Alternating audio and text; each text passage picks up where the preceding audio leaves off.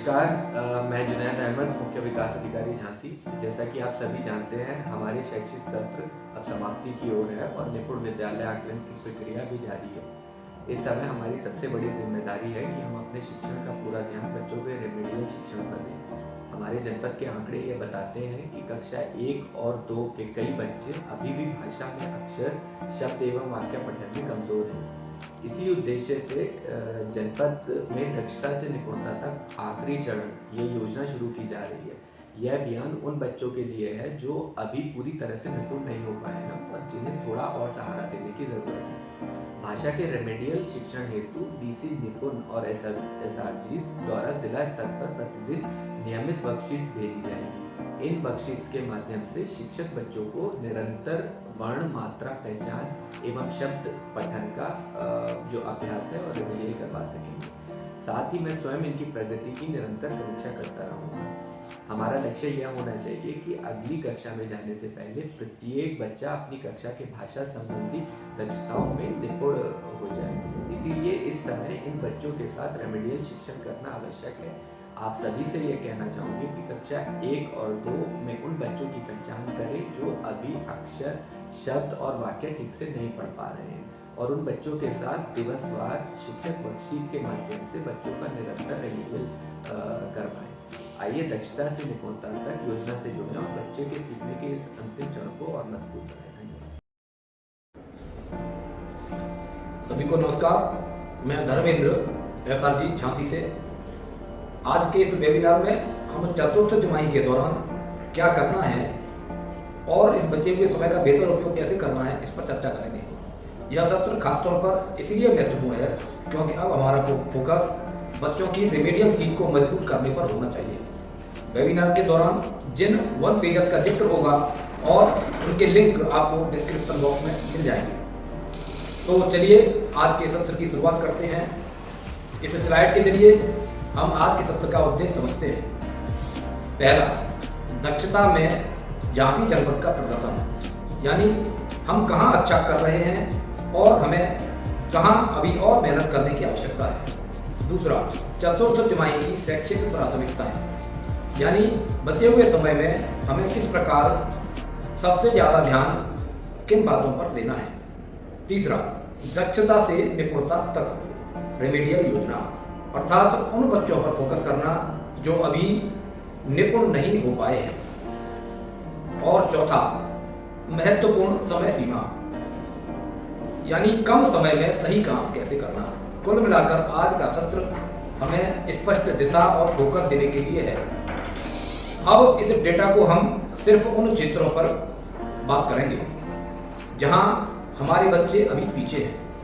सबसे पहले श्रवण बोध, लगभग आधे बच्चे ठीक स्तर पर हैं, लेकिन करीब 1/3 बच्चे 50% से नीचे हैं। इसका मतलब यह है कि बच्चे सुन तो रहे हैं, लेकिन कक्षा में उनसे जुड़ी बातचीत, सवाल जवाब और फॉलो अप अभी कमजोर है। दूसरा और सबसे अहम क्षेत्र है पठन बोध। यहाँ स्थिति सबसे ज़्यादा चिंता की है। कई बच्चे शब्द तो पढ़ पा रहे हैं, लेकिन पढ़े हुए का अर्थ नहीं समझ पा रहे हैं। यही निपुण विद्यालय आकलन के लिए सबसे बड़ा जोखिम का क्षेत्र है। तीसरा, लेखन, अर्थात अक्षर लिखना ठीक है, लेकिन शब्द लिखने और वर्तनी में बच्चे पीछे हैं। इसका मतलब यह है कि अभ्यास की जरूरत अभी बनी हुई है। यही 3 क्षेत्र हैं जिन पर हमें इस समय रेमेडियल शिक्षण योजना में सबसे ज़्यादा ध्यान देना है: श्रवण बोध, पठन बोध और शब्द लेखन। अब गणित में उन क्षेत्रों पर बात करते हैं जहां बच्चों को ज़्यादा सहारे की जरूरत है। संख्या और आकृति पैटर्न में कई बच्चे बिल्कुल शुरुआती स्तर पर हैं। संख्या का अर्थ संख्या पैटर्न की बात हो रही है यहाँ, और आकृति माने स्ट्रक्चर पैटर्न की बात हो रही है, जिससे तर्क और क्रम की समझ कमजोर दिखती है। संख्या पैटर्न को हम समझ पा रहे होंगे कि कोई पैटर्न में 2, 4, 6, तो अगली संख्या क्या होगी, यह संख्या पैटर्न है। और कोई चित्रों का क्रम है, जैसे त्रिभुज है, गोला है, चौकोर आकृति है, पुनः त्रिभुज है, गोला है, तो अगली आकृति क्या होगी। इन पर अभी समझ और बनाने की आवश्यकता है। मूल संक्रियाओं में, खासकर गुणा और घटाव में बच्चे पीछे हैं। इसका मतलब है कि प्रक्रिया और समझ दोनों पर अभी काम जरूरी है और इस पर काम करना है। शब्द समस्याएं सबसे बड़ी चुनौती हैं। बच्चे भाषा को गणित में बदल नहीं पा रहे, अर्थात जिसको हम इबारती प्रश्न कहते हैं, यहाँ उन प्रश्नों की बात है। इबारती प्रश्न अर्थात राम के पास 20 रुपए थे, उसे 12 रुपए और मिल गए, तो अब उसके पास कुल कितने रुपए हैं। बच्चे इस प्रकार की भाषा को गणित में बदलकर नहीं कर पा रहे हैं। इन बिंदुओं पर इस समय हमारा रिमीडियल फोकस होना चाहिए। अब एक जरूरी सवाल, रिमीडियल शिक्षण क्यों आवश्यक है? तो इसका उत्तर यह बनता है क्योंकि हर बच्चा एक जैसी गति से नहीं सीखता, इसलिए रिमीडियल शिक्षण आवश्यक है। अगर समय पर सहयोग न मिले तो सीखने का अंतर बढ़ता जाएगा, अर्थात कुछ बच्चे क्लास में निपुणता की ओर बढ़ते जाएंगे और कुछ बच्चे स्थिर बने रहेंगे या पिछड़ जाएंगे। इसका असर अगली कक्षा की तैयारी पर सीधा पड़ने वाला है और यही वजह है कि रिमीडियल शिक्षण जरूरी है, ताकि हर बच्चा फिर से सीखने की मुख्य धारा में जुड़कर आगे बढ़ सके। रिमीडियल शिक्षण की आवश्यक शर्तें। रिमीडियल शिक्षण की शुरुआत सही आकलन से होती है, अर्थात जब भी हम रिमीडियल चालू करते हैं तो सबसे पहले निपुण प्लस ऐप पर सभी बच्चों का आकलन करें और आकलन के आधार पर बच्चों को 2 समूह में बांटें। हम अवगत हैं कि हमारा निपुण विद्यालय आकलन भी निपुण और जो बच्चों का परीक्षण करने वाला अपना ऐप है, जिसे हम लोग निपुण लक्ष्य ऐप के नाम से भी जानते हैं, उसी पर संपन्न होने जा रहा है। तो इसी में 2 प्रकार से ग्रुप बच्चों के बनाने हैं। जो परफॉर्मेंस ऐप पर बच्चों का रहेगा, वे बच्चे जिनका स्तर 75% या उससे अधिक है वो ग्रुप बी में रखेंगे और वे बच्चे जिनका स्तर 75% या उससे कम है वह ग्रुप ए में रहेंगे। इसके बाद हर समूह के लिए अलग अलग और स्पष्ट सीखने के लक्ष्य तय करेंगे। यही सही रिमीडियल शिक्षण की सबसे जरूरी शर्त है। अब स्लाइड में हम क्या करना है और किस क्रम में करना है इसे साफ साफ समझते हैं। सबसे पहले चरण 1 में हमको आकलन और समूह निर्धारण करना है। निपुण प्लस ऐप पर सभी बच्चों का आकलन किया जाएगा और आकलन के आधार पर बच्चों को ग्रुप ए 75% से कम और ग्रुप बी 75% या उससे अधिक उपलब्धि वाले वर्ग में बांटना है। यह पूरे रिमीडियल कार्य की नींव है, अर्थात बच्चों के लर्निंग लेवल का चिन्हीकरण हम लोग निपुण लक्ष्य ऐप जो प्लस पर काम कर रहे हैं उसके माध्यम से कर रहे हैं। दूसरा, शिक्षकों के लिए सामग्री, इसमें क्या चाहिए होगी इसको समझते हैं। इस तिमाही के 1 पेजर से अपन यह स्पष्ट समझ पाएंगे कि किस कक्षा में, किस विषय में, किस दक्षता पर काम करना है। दक्षता से निपुणता तक चेकलिस्ट से यह तय होगा कि किस बच्चे को किस तरह का सहयोग देना है। इसके साथ वर्कशीट्स रोजाना अभ्यास के लिए और ट्रैकर बच्चों की प्रगति दर्ज करने के लिए उपयोग किए जाएंगे। तीसरा और अति महत्वपूर्ण जो काम है वह मूल्यांकन की समय सीमा है। मूल्यांकन पहला जो रहेगा वह 31 जनवरी तक रहेगा और दूसरा मूल्यांकन 15 से 20 फरवरी के बीच करना है और तीसरा मूल्यांकन 10 से 15 मार्च के बीच जो अपने इस तिमाही के अंतिम पड़ाव के आसपास माना जाएगा। इन तिथियों के अनुसार हमें आकलन करना, आकलन के पश्चात रिमीडियल शिक्षण करना और फिर उसके पश्चात पुनः आकलन करना की प्रक्रिया को लगातार आगे बढ़ाते रहना है।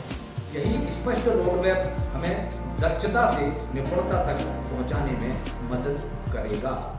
इस अभियान में शिक्षकों के लिए 2 मुख्य प्रकार की सामग्री उपलब्ध कराई जा रही है। पहली, त्रैमासिक शैक्षिक प्राथमिकताएं, अर्थात इन त्रैमासिक शिक्षण में हमारी प्राथमिकताएं क्या होंगी, इसके लिए एक 1 पेजर है। विगत जो तिमाही निकली है हमारी पीछे, उसी आधार पर यह 1 पेजर डिजाइन किया गया है, जिनसे यह साफ होगा कि किस कक्षा में, किस दक्षता पर और किस क्रम में काम करना है। दूसरा, दैनिक रिमीडियल चेकलिस्ट, यह चेकलिस्ट जिससे शिक्षक यह तय कर समझ सकेंगे कि इस बच्चे को रोज किस तरह का सहयोग देना है। बहुत सुंदर चेकलिस्ट यह निर्मित की गई है और वह रिमीडियल बेस्ड काम को आगे बढ़ाएगी। यही सामग्री शिक्षकों को स्पष्ट दिशा और रोज का फोकस देगी। यहाँ साफ तौर पर दिया गया है कि सप्ताह 21 से सप्ताह 25 तक संदर्शिका के अनुसार कौन सा कार्य कराना है और कार्य पुस्तिका के किन किन प्रश्नों पर क्या अभ्यास कराना है। यही हमारा दैनिक शिक्षण और रिमीडियल फोकस रहेगा। यहाँ हिंदी में तीनों क्षेत्रों अर्थात मौखिक भाषा, पठन और लेखन के लिए कौन कौन से लर्निंग ऑब्जेक्टिव्स कराने हैं वह साफ तौर पर दिए गए हैं। इन्हीं उद्देश्यों के अनुसार हमें कक्षा में कार्य कराना है। यहाँ गणित के लिए भी चतुर्थ तिमाही में कौन कौन से लर्निंग ऑब्जेक्टिव्स कराने हैं साफ तौर पर दिए गए हैं। साथ ही संदर्भिका के किन प्रश्नों से क्या पढ़ना है और कार्य पुस्तिका में कौन सा अभ्यास कराना है यह भी स्पष्ट रूप से बताया गया है।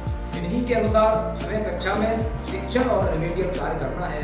आप बड़ी आसानी से उन पेज क्रमांकों को भी ढूंढ करके यह कार्य कर इसी क्रम में आगे अब मेरे साथी उपेंद्र जी विस्तार से अन्य विषयों की चर्चा भी करेंगे।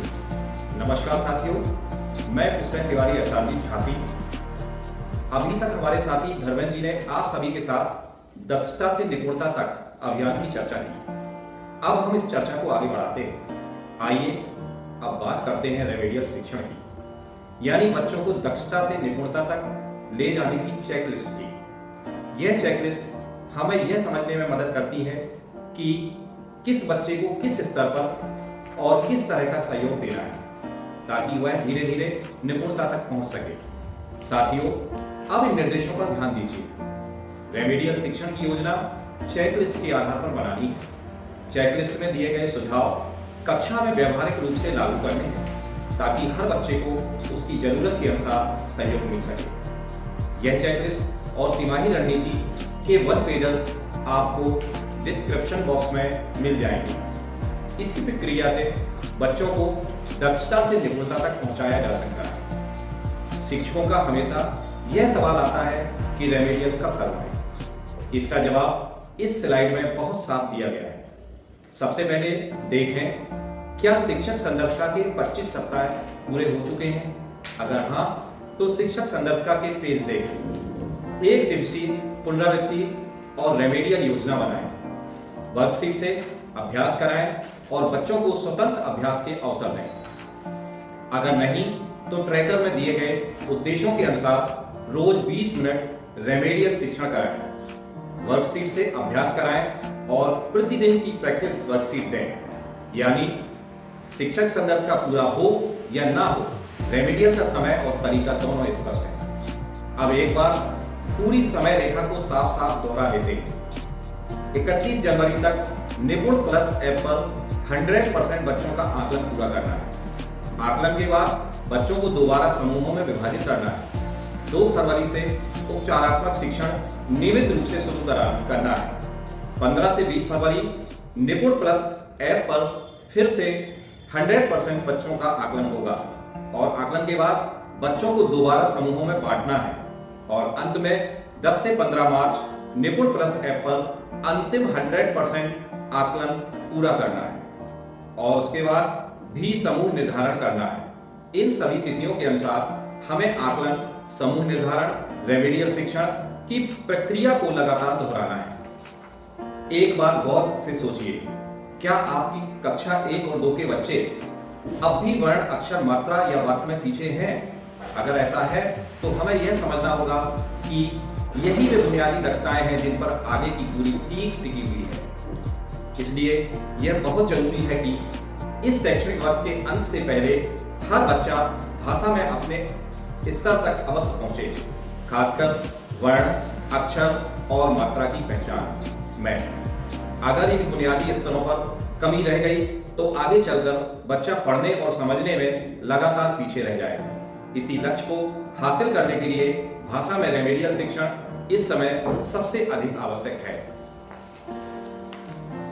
इस स्लाइड का मुख्य संदेश आकलन है। सबसे पहले आकलन के माध्यम से पहचानिए कि आपकी कक्षा के बच्चे इस समय किस स्तर पर हैं, वर्ण, अक्षर, मात्रा या शब्द, वाक्य। जब तक हमें यह साफ नहीं होगा कि बच्चा कहां पर है, तब तक सही रेमेडियल सहयोग देना संभव नहीं है। इसलिए पहले पहचान, फिर उसी स्तर के अनुसार रेमेडियल शिक्षण, यही बच्चों को दक्षता से निपुणता तक ले जाने का सही तरीका है। पिछली स्लाइड में हमने यह समझा कि आकलन के आधार पर पहचानना जरूरी है कि हमारे बच्चे किस स्तर पर हैं। अब जब यह पहचान हो जाए तो अगला सवाल होता है कि कि कक्षा में और कालांशों में काम कैसे कराएं। इसके लिए संदर्शिका और कार्य पुस्तिका में स्पष्ट दिशा दी गई है।